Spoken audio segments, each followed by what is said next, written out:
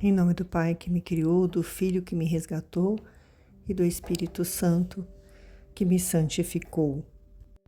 Divina vontade reina na minha vontade. Ó minha mãe, eu te amo e tu me amas. Dá-me o gole da vontade divina para a minha alma. Me abençoa, Mãe, para que todas as minhas ações sejam feitas diante de vossos olhos maternais.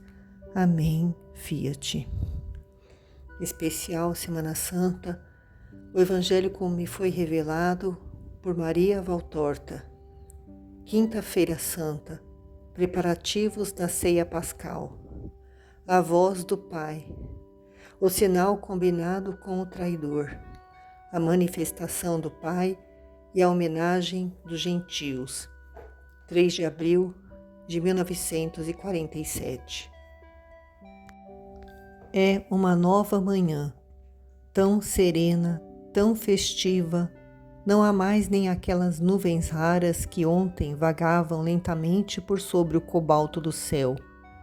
Não há nem mesmo aquele mormaço pesado que ontem estava tão incômodo. Uma leve brisa está soprando sobre os rostos, e ela traz um cheiro de flores, de feno, de ar limpo. Ela move lentamente as folhas das oliveiras.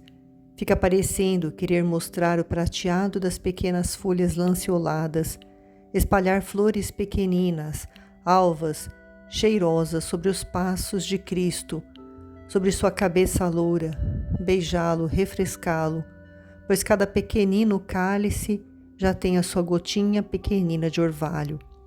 Beijá-lo, refrescá-lo e depois morrer para não ver o horror que está para chegar. E inclinam-se as ervas dos declives, sacudindo de suas campainhas as corolas, as palmas de 1000 flores. Estrelas com o coração de ouro, as grandes margaridas selvagens, que estão altas sobre os caules, como que esperando para beijar-lhe a mão que será transpassada.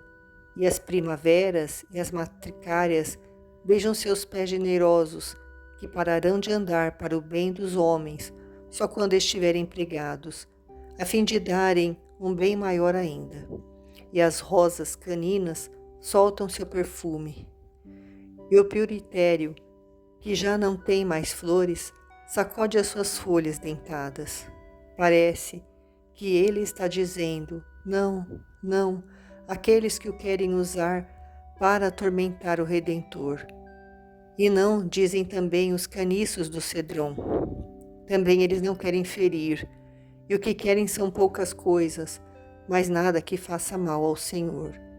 E talvez até as pedras dos declives se felicitem por estarem fora da cidade, acima do olival, porque assim sendo não ferirão o mártir. E choram os frágeis convolvólios rosados que Jesus amava tanto. E os corimbos das acácias cândidas, como cachos de borboletas agarradas a um pendúculo, e talvez pensando assim: nós não o veremos mais. E os miosóptes, tão frágeis e puros, deixam cair sua corola ao tocar nela a veste púrpura que Jesus vestiu de novo. Deve ser bonito morrer, quando é uma coisa de Jesus que nos fere. Todas as flores, e até um solitário lírio do vale, que talvez incidentalmente tenha caído e criado as raízes no meio das raízes expostas de uma oliveira, é feliz por ter sido notado e colhido por Tomé, e ser por ele oferecido ao Senhor. E felizes são os 1000 passarinhos que o saúdam com cantos de alegria. Ó passarinhos, que ele sempre amou, não dizem blasfêmias contra ele. Até um rebanho de ovelhas parece querer saudá-lo, ainda que elas estejam chorosas longe como estão de seus filhos que foram vendidos para o sacrifício pascal. E balindo com lamentos de mães, que atravessa os ares chamam os seus filhos que não voltarão mais, e vão roçar-se em Jesus, olhando para ele com o seu manso olhar. Ao verem as ovelhas, os apóstolos se lembram do rito pascual e perguntam a Jesus, quando já estão quase chegando ao Getsêmani: onde é que vamos consumar a Páscoa? Qual o lugar que tu escolhes? Dize-o e nós iremos preparar tudo, dizem eles. E Judas de Queriote diz: Dai-me ordens e eu irei. Pedro e João, escutai-me. Os dois, que iam um pouco à frente, aproximam-se de Jesus, que os chamou. Ide à minha frente e entrai na cidade pela porta do esterco. Logo que entrardes, encontrar-vos-eis com um homem que está voltando de Enrogel com uma bilha daquela boa água. Acompanhai-o até que ele entre em uma casa, e direis aos que moram nela: o mestre diz: onde é o lugar em que posso comer a Páscoa com os meus discípulos? E ele vos mostrará um grande cenáculo já preparado. Nele arrumai tudo, ide sem demora e depois reuni-vos todos no templo. Os dois partem a toda pressa. Jesus, ao contrário, age lentamente. A manhã ainda está bem fresca e as estradas que vão para a cidade estão, por enquanto, somente com os primeiros peregrinos. Eles vão atravessando o Cedron pela pequena ponte que fica atrás de Getsêmani. Entram na cidade, as portas talvez por uma contra-ordem de Pilatos, que tendo sido informado não haver contendas ao redor de Jesus, não estão sendo mais vigiadas pelos legionários. De fato, reina a maior calma por toda parte. Oh, não se poderá dizer que os judeus não souberam conter-se. Ninguém molestou o mestre nem os seus discípulos. Com gestos obsequiosos e educados, ainda que não afetuosos, eles o saudaram, mesmo se os que assim faziam eram os que mais o odiavam no sinédrio, uma tolerância incomparável depois do libelo de ontem. Eis que justamente agora, pois a casa de campo de Caifás fica bem perto daquela porta, eis que justamente agora vai passando, vindo da casa, um grande grupo de fariseus e de escribas, entre os quais estão o filho de Anás e o de Elquias, com Doras e Sadoque, que é um dobrar de colunas em saudações por parte desse grupo todo encapotado, num gesto de deferência por entre as ondulações das vestes, das franjas e dos amplos capuzes. Jesus corresponde às saudações e passa, vestido com sua veste de lã vermelha e com seu manto de cor mais escura, com o capuz feito por Sintique na mão. O sol, por sobre os seus cabelos acastanhados, os faz parecer dourados sob um véu brilhante e que lhe cai até os ombros. As cabeças se erguem depois da passagem dele, e então os rostos deles aparecem. São como hienas hidrófobas. Judas de Queriote, que ficava sempre olhando ao redor de si com a sua cara de traidor, com a desculpa de afrouxar uma sandália, vai para a margem do caminho e eu estou vendo bem. Ele faz um sinal para eles o esperarem. Ele deixa que o grupo de Jesus e dos discípulos vá em frente, sempre ocupado com a fivela de sua sandália, procurando dar a impressão de que a está amarrando, e depois, rapidamente, passa para o lado dos outros e diz em voz baixa: na porta bela, lá pelas horas sexta, um de vós, e parte velozmente, indo a juntar-se aos seus companheiros, descarado, despuradamente descarado. Sobem para o templo. São poucos os hebreus por enquanto, mas são muitos os gentios. Jesus vai adorar o Senhor. Depois volta para trás e manda a Simão e a Bartolomeu, que vão comprar o cordeiro, pedindo dinheiro a Judas de Queriote. Mas eu podia fazer isso, diz Judas. Terás outra coisa a fazer, tu bem sabes. Àquela viúva a qual é preciso levar o óbolo de Maria de Lázaro. Sabes onde ela está? Compreendestes bem? Eu sei. Quem me mostrou o lugar foi Zacarias, que a conhece bem. Fico muito contente em poder ir, e mais do que por ir comprar o cordeiro. Quando é que eu devo ir? Mais tarde. Não permanecerei muito aqui. Repousarei hoje, pois quero estar forte para esta tarde e também para a minha oração noturna. Está bem. Eis, eu me pergunto, Jesus, que havia ficado calado nos dias passados, sobre todos os seus propósitos, para não dá-los a conhecer a Judas? Por que será que agora os está dizendo e o que vai fazer à noite? A paixão já começou com a cegueira quanto à previsão, ou então esta previsão é tão grande que ele está lendo nos livros dos céus que essa será a noite, e que por isso é necessário fazê-lo saber a quem espera sabê-lo, para entregá-lo aos inimigos, ou porque sempre soube que naquela noite é que vai iniciar-se a sua imolação? Eu não sei encontrar a resposta. Jesus não me responde, e eu fico com as minhas perguntas, enquanto observo Jesus que cura os últimos doentes. Os últimos. Amanhã, daqui a poucas horas, ele não o poderá mais. A terra estará espoliada do poderoso curador de corpos. Mas a vítima, sobre o seu patíbulo, começará a série que não se interrompe há 20 séculos da cura dos espíritos. Hoje eu estou contemplando mais do que escrevendo.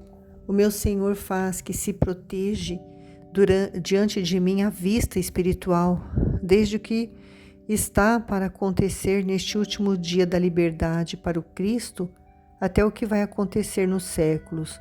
Hoje eu contemplo mais os sentimentos, os pensamentos do Mestre do que os acontecimentos ao redor dele. Eu já estou na contemplação angustiosa de sua tortura no Getsêmani. Jesus, como de costume, está oprimido pela multidão, que já aumentou e que agora, em sua maior parte, é de hebreus, e que se esquece de se apressar para chegar ao lugar do sacrifício dos cordeiros, porque o que ela quer é aproximar-se de Jesus, o Cordeiro de Deus, que está para ser imolado, e ainda pergunta e ainda quer explicações. Muitos são os hebreus vindos da diáspora, os quais, tendo sabido pela fama do Cristo, do profeta Galileu, do Rabi de Nazaré, estão curiosos para ouvi-lo falar e ansiosos por acabar com todas as dúvidas possíveis, e esses querem maior espaço, e o suplicam aos da Palestina, dizendo-lhes: Vós o tendes sempre convosco, vós sabeis quem ele é, tendes a palavra dele quando quereis, mas nós viemos de longe e temos que voltar logo, depois de termos cumprido o preceito, deixai-nos ir a ele. A multidão se abre com dificuldade para ceder lugar a estes, e estes se aproximam de Jesus e o ficam observando curiosamente. Conversam uns com os outros nas rodas que formaram. Jesus os observa também e, ao mesmo tempo, escuta um grupo de pessoas que veio da Pérea.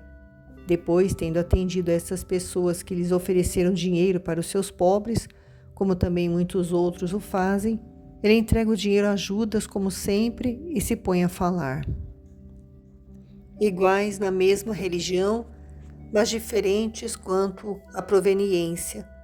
Muitos dos presentes estão perguntando: quem é o homem que é chamado Nazareno? E a esperança de uns e a dúvida de outros entram em choque.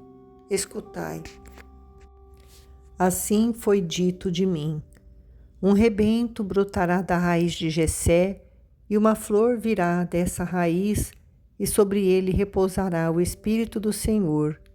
Ele não julgará por aquilo que aparece aos olhos, não condenará por aquilo que chega a seus ouvidos, mas julgará com a justiça os pobres e tomará a defesa dos humildes. O rebento da raiz de Jessé, posto como um sinal entre as nações, será invocado pelos povos e o seu sepulcro será glorioso.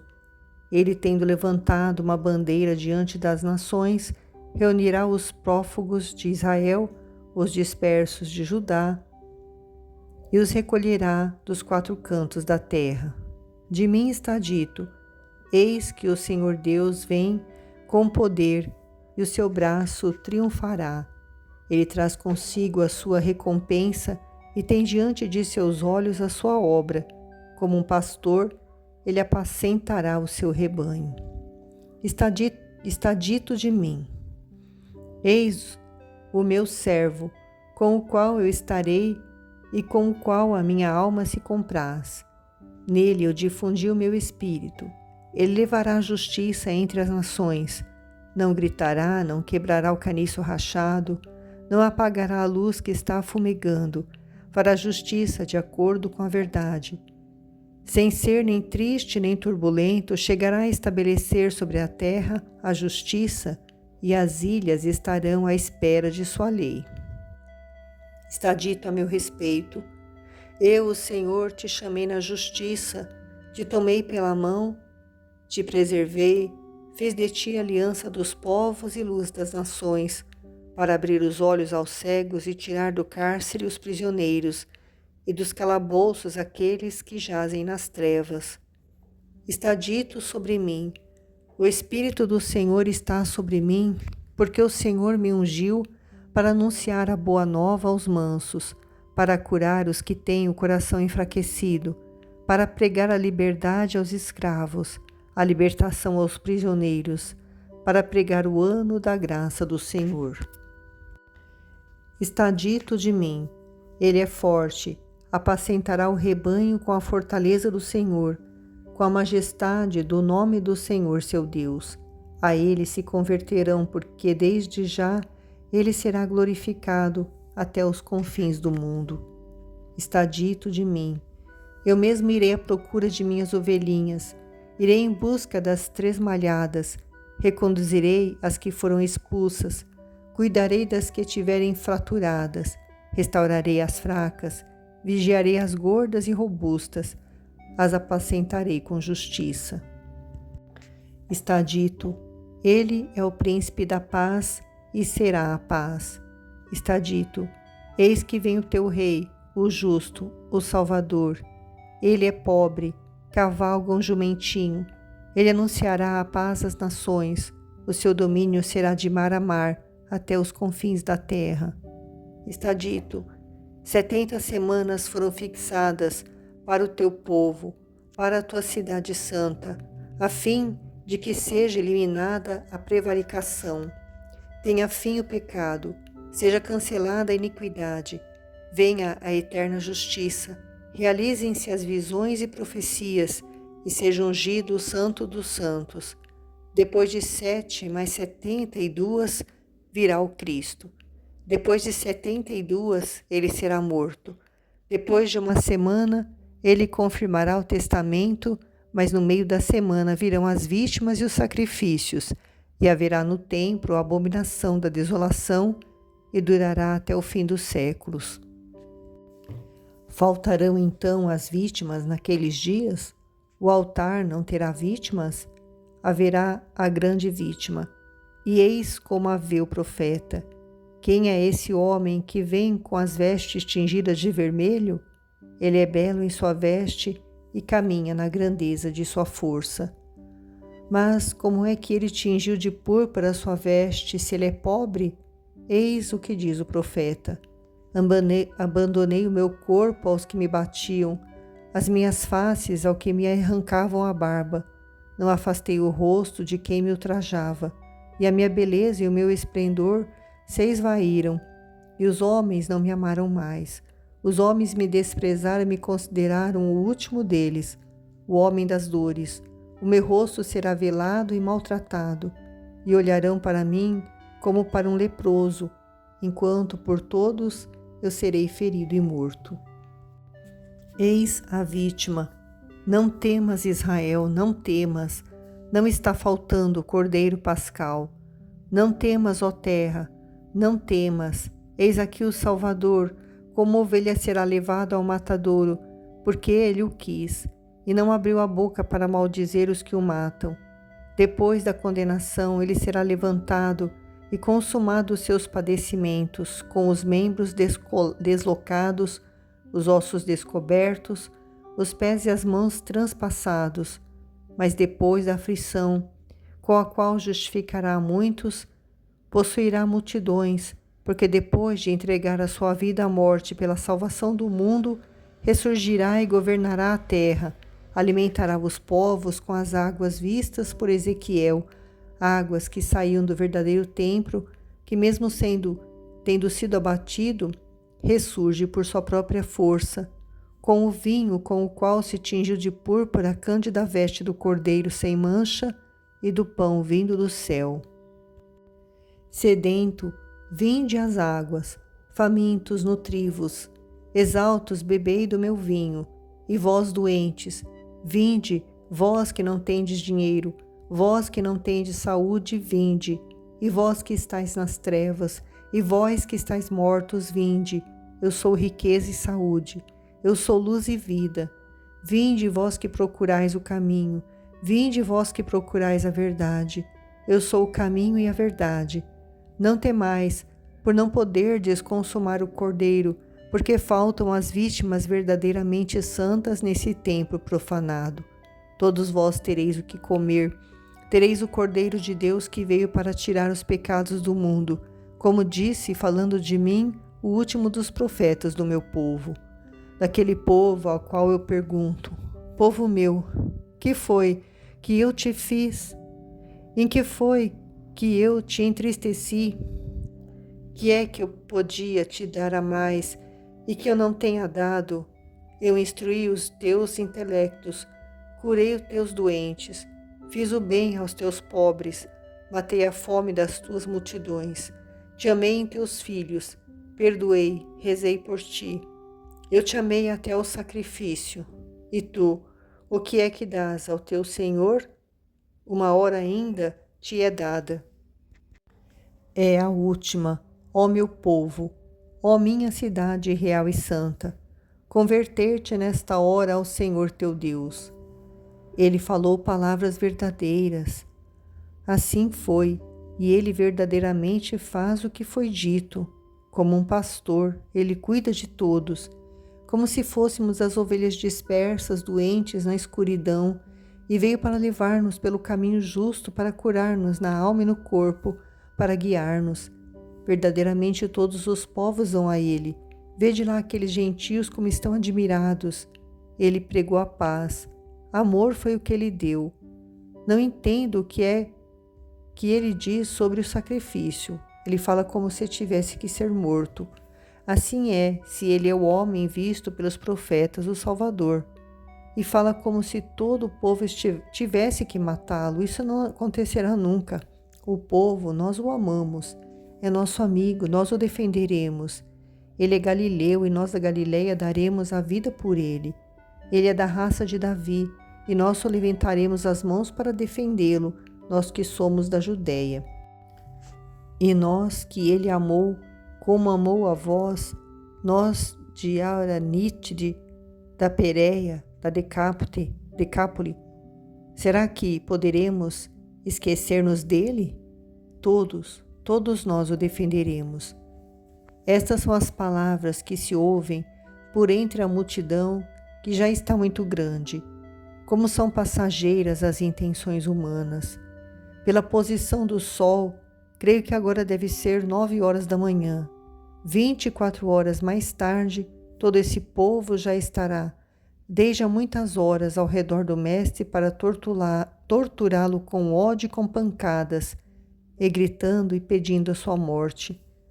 Poucos, muito poucos demais, dentre esses milhares de pessoas que se ajuntaram de todas as partes da Palestina e de outros lugares e que receberam luz, saúde, sabedoria, perdão de Cristo, serão aqueles que não somente deixarão de arrancá-lo das mãos dos inimigos, porque isso não lhes é possível pelo número bem pequeno em comparação com o número dos que o agridem, mas também porque não saberão confortá-lo, dando-lhe prova de amor, pelo menos acompanhando com um rosto amigo. Os louvores, a aprovação, os comentários cheios de admiração se espalham pelo amplo pátio, como as ondas que vêm do alto mar e vão morrer lá longe na praia. Escribas, judeus e fariseus tentam neutralizar o entusiasmo do povo, assim como a aversão dele contra os inimigos de Cristo, dizendo: ele está delirando, seu cansaço é tão grande que o leva a delirar. Ele vê perseguições quando lhe estão prestando honras. Suas pregações têm palavras de sua conhecida sabedoria, mas são misturadas com frases de delírio. Ninguém lhe quer fazer mal. Nós já compreendemos que é, mas o povo fica incerto ao ver tanta mudança de intenções, e alguns se revoltam dizendo: ele curou meu filho que era demente. Eu sei que é a loucura. Um louco não fala como ele. E outro diz: deixai-os falar. São umas víboras que têm medo de que as cacetadas do povo lhes arrebentem os rins. Eles cantam a doce canção do roxinol para enganar-nos, mas se prestar bem atenção, verás que nela está o assobio da serpente. E outro diz ainda: escoltas do povo de Cristo, estais vigilantes. Quando o inimigo acaricia, está com o punhal escondido na manga e estende a mão para ferir. Olhos abertos e coração preparado, os chacais não podem virar mansos cordeirinhos. Dizem bem, a coruja seduz e encanta os pequenos pássaros ingênuos com a imobilidade de seu corpo e com a mentirosa alegria de sua saudação.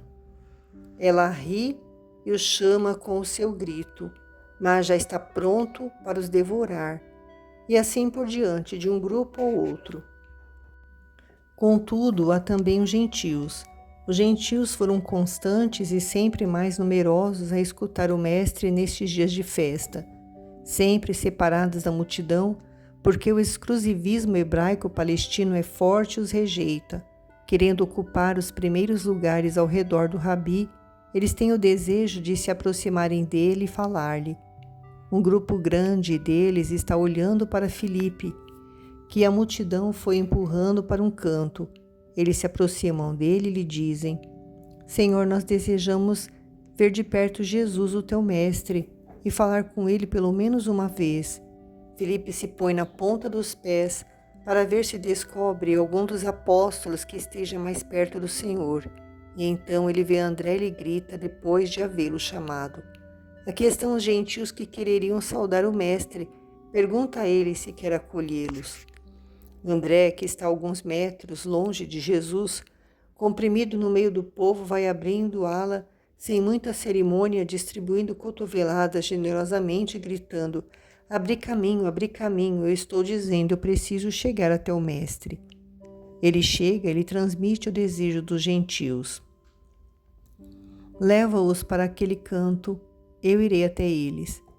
E enquanto Jesus procura passar pelo meio do povo, João, que voltou com Pedro, o próprio Pedro, Judas Tadeu, Tiago de Zebedeu e Tomé, que deixa o grupo de seus parentes que ele encontrou no meio da multidão para ajudar seus companheiros, lutam para abrir-lhe o caminho. Eis que Jesus já chegou, onde estão os gentios que o saúdam. A paz esteja convosco. Que queres de mim? Ver-te, falar-te. As tuas palavras nos deixaram perturbados. Sempre temos desejado falar-te, para dizer-te que a tua palavra nos tocou, mas estávamos esperando fazê-lo no momento propício. Hoje, tu estás falando de morte, e ficamos com medo de não podermos falar-te se não aproveitássemos esta hora. Mas será possível que os hebreus possam matar o melhor dos seus filhos? Nós somos gentios, e a tua mão já nos fez benefício. A tua palavra é desconhecida para nós. Tínhamos ouvido falar de ti vagamente, mas nunca te havíamos visto, nem nos havíamos aproximado de ti. E contudo, como estás vendo, te prestamos esta homenagem, e conosco o mundo todo te honra. Sim, chegou a hora na qual o Filho do Homem vai ser glorificado pelos homens e pelos espíritos. Agora a multidão está novamente ao redor de Jesus, mas com esta diferença. Na primeira fila estão os gentios e atrás deles os outros. Mas então, se é a hora da tua glorificação, tu não morrerás como dizes ou como nós somos capazes de entender, porque morrer de um modo assim não é ser glorificado. Como é que poderás reunir o mundo todo debaixo do teu cetro se tu morres antes de o teres feito? Se o teu braço vai ficar imóvel na morte, como é que poderá ele triunfar e reunir todos os povos? Morrendo, eu dou a vida. Morrendo, edifico. Morrendo, eu crio um povo novo. É no sacrifício que se consegue a vitória. Em verdade, eu vos digo que se o grão de trigo cair na terra e não morrer, ficará infecundo. Mas, pelo contrário, se ele morrer, produzirá muito fruto. Quem ama a sua vida a perderá, mas quem odeia a sua vida neste mundo a salvará para a vida eterna. Por isso eu tenho o dever de morrer, para dar esta vida eterna a todos os que me seguem, para servir a verdade. Quem quiser me servir, venha. No meu reino, os postos não são reservados para este ou aquele povo. Quem quiser me servir, venha e me siga. E onde eu estou, estará também o meu servo. Quem me serve honrará o meu Pai, o único, o verdadeiro Deus, o Senhor do céu e da terra, Criador de tudo o que existe. O pensamento, a palavra, o amor à vida, o caminho, a verdade, Pai, Filho, Espírito Santo, um só sendo trino, e trino sendo um só, único verdadeiro Deus. Mas agora minha alma está perturbada. E que direi? Talvez eu diga, Pai, salva-me desta hora? Não, eu direi, Pai, glorifica o teu nome. Jesus abre os braços em cruz, uma cruz cor de púrpura que, em contraste com o mármore do pórtico, e levanta o rosto oferecendo-se, orando e elevando-se com a alma ao Pai.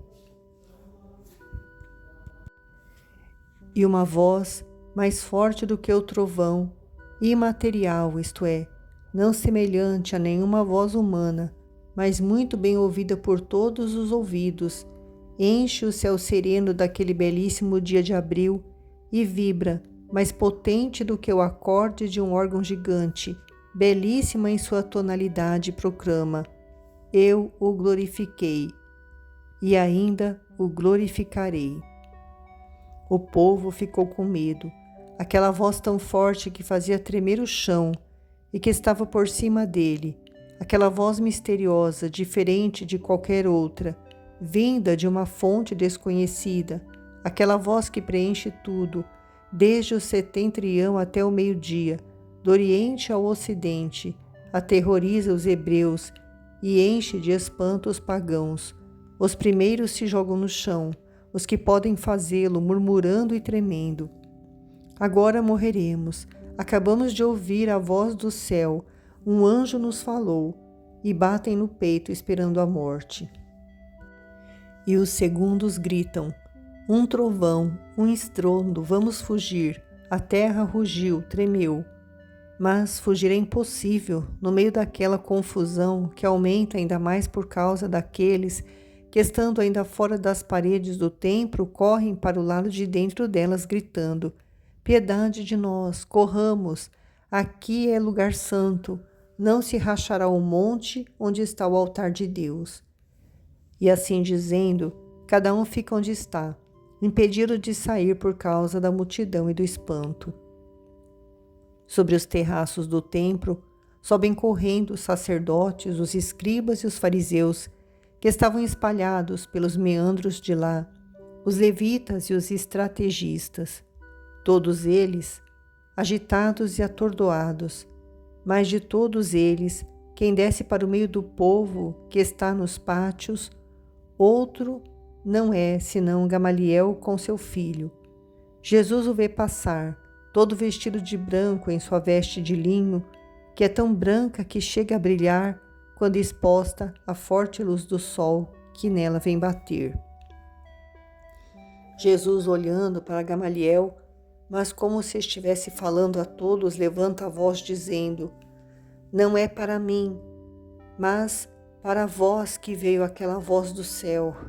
Gamaliel para, se vira, atravessa com o olhar de seus olhos profundos e negros, que o hábito de agir como um mestre, venerado como um semideus, torna involuntariamente duros como os das águias rapaces.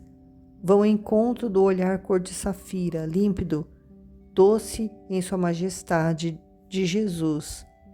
E Jesus prossegue: Agora se faz o juízo deste mundo.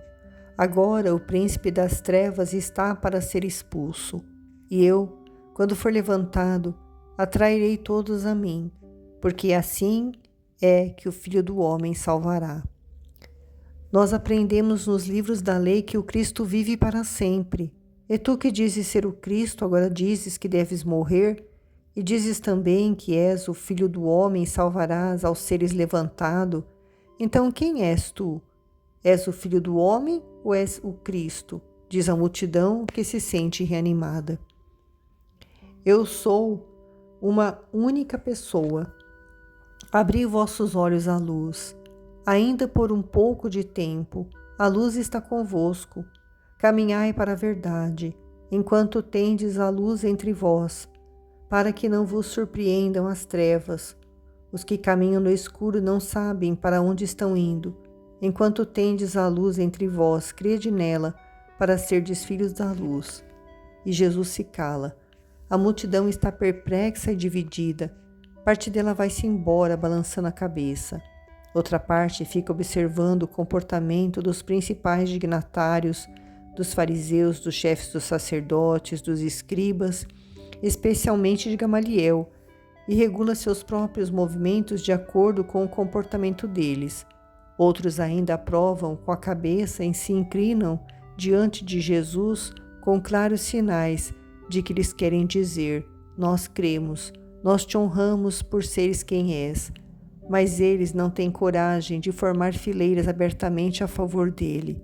Eles têm medo dos olhares atentos dos inimigos de Cristo, dos poderosos, o que estão vigiando do alto dos terraços que ficam acima das galerias, ao redor dos pátios do templo. Também Gamaliel, depois de ter ficado pensativo por alguns minutos, e até parece estar fazendo perguntas aos mármores do pavimento para ter deles alguma resposta para suas perguntas interiores, se dirige para a saída, depois de ter sacudido a cabeça e os ombros, como um sinal de desilusão e desprezo, e passa, todo empertigado diante de Jesus, sem nem olhar para ele. Jesus, por sua vez, olha para ele com compaixão, e levanta de novo a voz com força. Ela é como um toque em instrumento de bronze, para estar acima de todos os rumores e poder ser ouvido pelo grande escriba, que lá se vai desiludido. Parece estar falando para todos, mas fala somente para ele, é evidente. Jesus diz em voz muito alta: quem crê em mim, na verdade, não crê em mim, mas naquele que me mandou. E quem me vê está vendo aquele que me mandou. E esse alguém é o Deus de Israel, porque não há outro Deus além dele.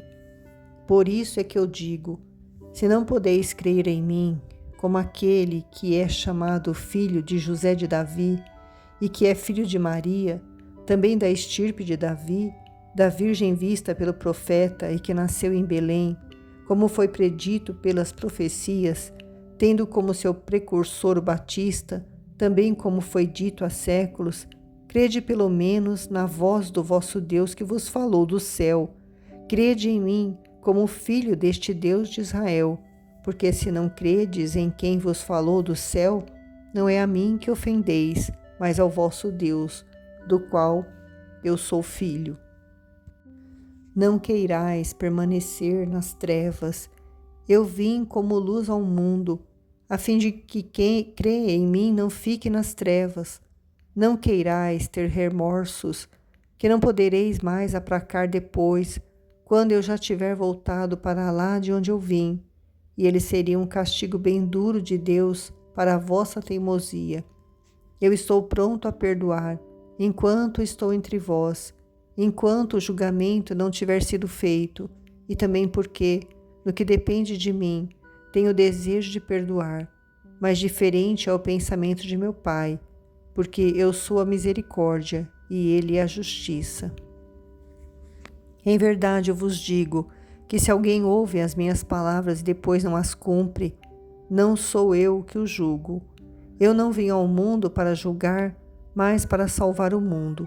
Contudo, mesmo não sendo eu que julgo. Em verdade eu vos digo que há quem vos julgue pelas vossas ações.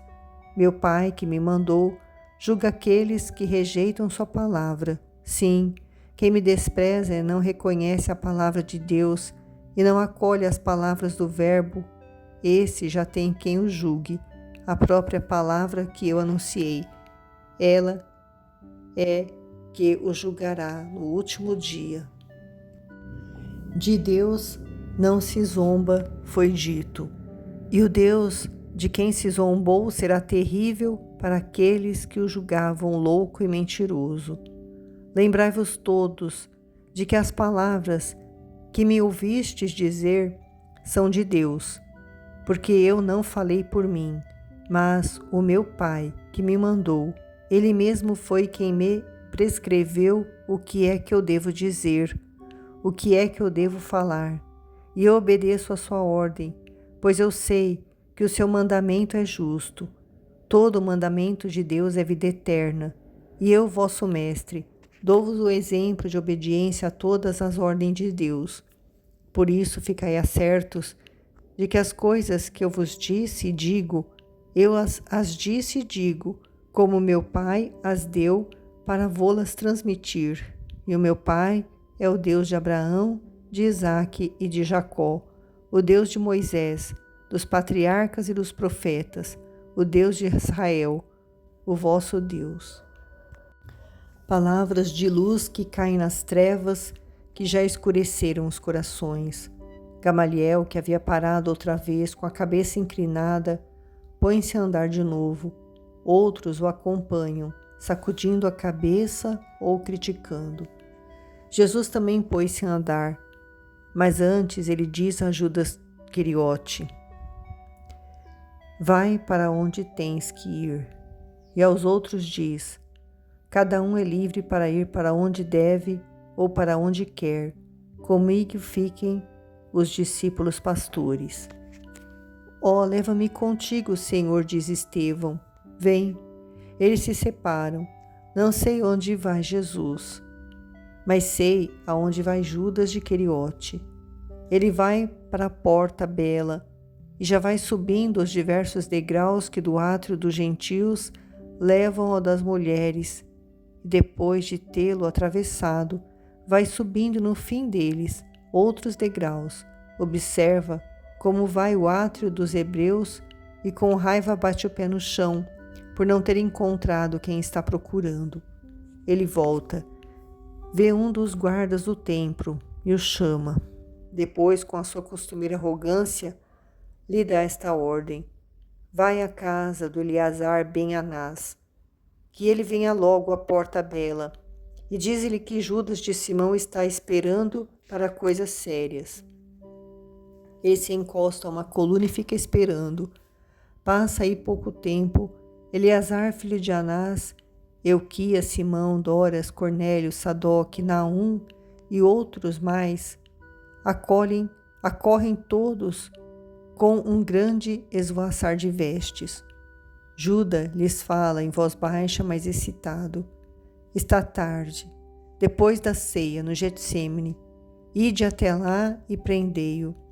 Dai-me o dinheiro. Não, nós te daremos quando tu vieres para ires conosco nesta tarde. Nós não confiamos em ti e te queremos conosco. Nunca se sabe, diz rindo-se dele Euquias. Judas fica abrasado de indignação por causa daquela insinuação e jura: eu juro por Javé que estou dizendo a verdade.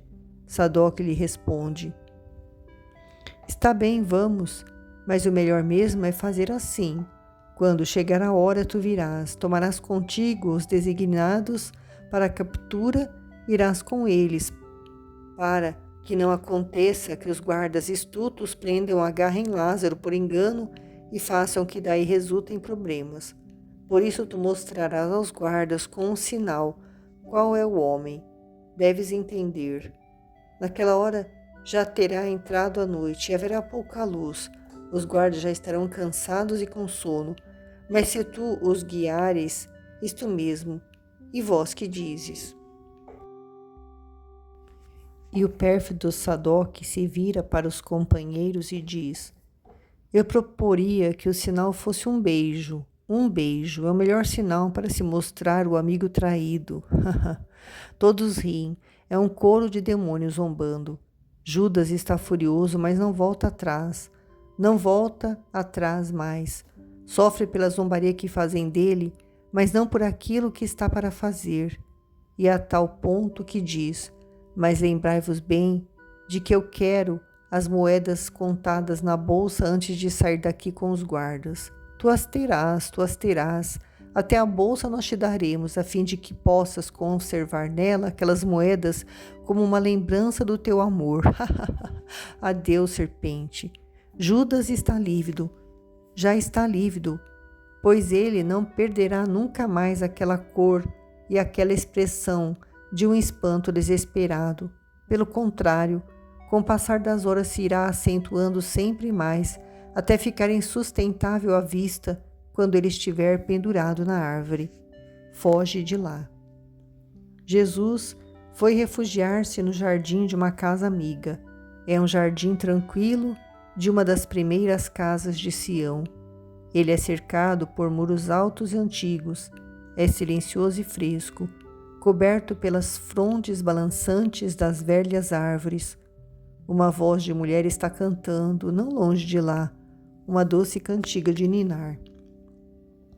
Devem ter passado muitas horas, porque os servos de Lázaro, já de volta depois de terem andado, não sei por onde, dizem: os teus discípulos já estão na casa onde está sendo preparada a ceia, e João, depois de ter trazido os frutos para os filhos de Joana de Cusa, foi buscar as mulheres para fazer que sejam acompanhadas por José de Alfeu, que hoje veio sozinho, quando sua mãe já não esperava mais vê-lo, e depois para ir de lá à casa da ceia, pois já é a véspera.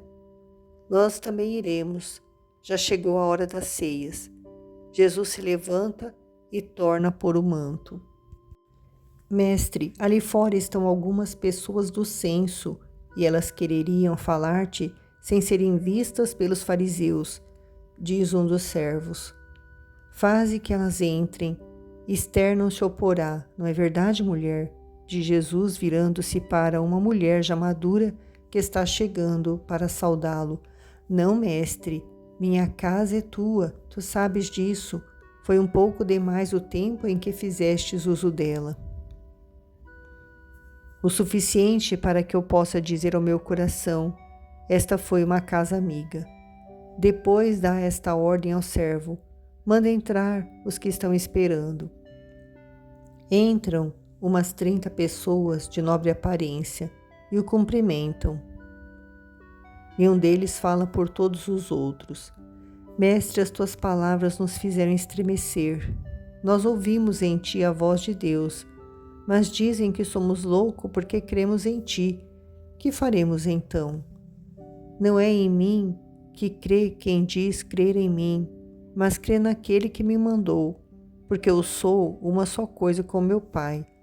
Por isso eu vos digo que deveis crer para não ofender a Deus, que é meu Pai, e também vosso Pai, e vos ama até o ponto de sacrificar por vós o seu unigênito.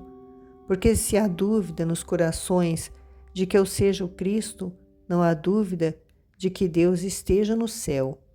E a voz de Deus, que eu chamei de Pai hoje no templo, pedindo-lhe que dê glória ao seu nome, respondeu aquele que o chamava de Pai, e sem chamá-lo de mentiroso e blasfemador, como muitos dizem. Deus confirmou: quem é que eu sou? Sou a sua luz. Eu sou a luz que veio ao mundo. Eu vim como luz ao mundo, a fim de que quem crê em mim não fique nas trevas. Se alguém ouve as minhas palavras e depois não as guarda, eu não o julgo. Eu não vim para julgar o mundo, mas para salvar o mundo. Quem me despreza e não recebe bem as minhas palavras, tem quem o julgue. A palavra por mim anunciada o julgará no último dia. Porque ela era sábia, perfeita, doce, simples como é Deus, porque aquela palavra é Deus. Não fui eu, Jesus de Nazaré, chamado filho de José, marceneiro da estirpe de Davi, filho de Maria, jovem hebreia, virgem da estirpe de Davi, casada com José, que falei. Não, eu não falei por mim mesmo, mas sim o meu Pai, aquele que está nos céus e se chama Javé, foi ele que falou hoje. Foi ele que me mandou e me prescreveu o que eu devo dizer e sobre o que é que eu devo falar. Eu sei que no seu mandamento está a vida eterna. Portanto, as coisas que eu digo, digo-as como as disse o Pai, e nelas está a vida. Por isso eu vos digo, escutai-as, ponde-as em prática e tereis a vida, porque a minha palavra é vida, e quem a acolhe, acolhe junto comigo o Pai do céu que me mandou para dar-vos a vida, e que tem Deus em si, tem em si a vida. Ide, que a paz venha a vós e em vós permaneça. Ele os abençoa e se despede deles. Abençoa também os discípulos. Detém somente Isaque e Estevão. Ele beija os outros e se despede deles. E depois que todos saíram, ele sai, por último, junto com os dois, e vai indo com eles pelas ruazinhas mais solitárias e já escuras, até chegar à casa do cenáculo. E tendo chegado lá, ele os abraça e abençoa, com um especial amor a Isaque e a Estevão, os beija, os abençoa de novo, olha-os se afastarem, depois bate a porta e entra. Continua em a chegada ao cenáculo e o adeus de Jesus à mãe.